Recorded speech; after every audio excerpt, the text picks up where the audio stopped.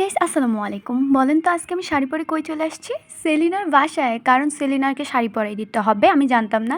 ওর জন্য আমি রাস্তায় অনেকক্ষণ ওয়েট করে তারপর দেখলাম যখন ও আসে নাই তখন ওর বাসায় গিয়ে ওর শাড়ি পরায় তারপরে ওকে বের করতে হইছে। এত লেজি মেয়ে। তারপর আমরা কোথায় চলে আসি বলেন তো? আমাদের প্ল্যান আছে আজকে আমরা মিরপুর যাব মেট্রোতে করে। তার জন্য আমরা মেট্রো স্টেশনে চলে আসছি। এটা হচ্ছে উত্তরের সেন্টার।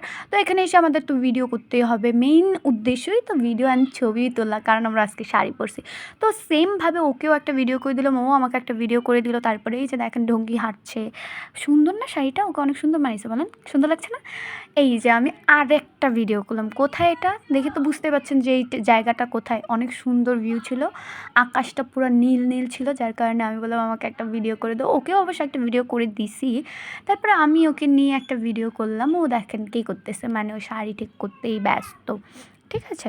তারপরে আমরা হচ্ছে অনেক মানে কী করবো, মিরপুর যাওয়া হলো না বৃষ্টির জন্য, ভয়ে ভয়ে গেলাম না। তারপর রাস্তার মধ্যে পাগলের মতো ঘুরতেছি, বাট ওয়েদারটা জাস্ট এত সুন্দর ছিল।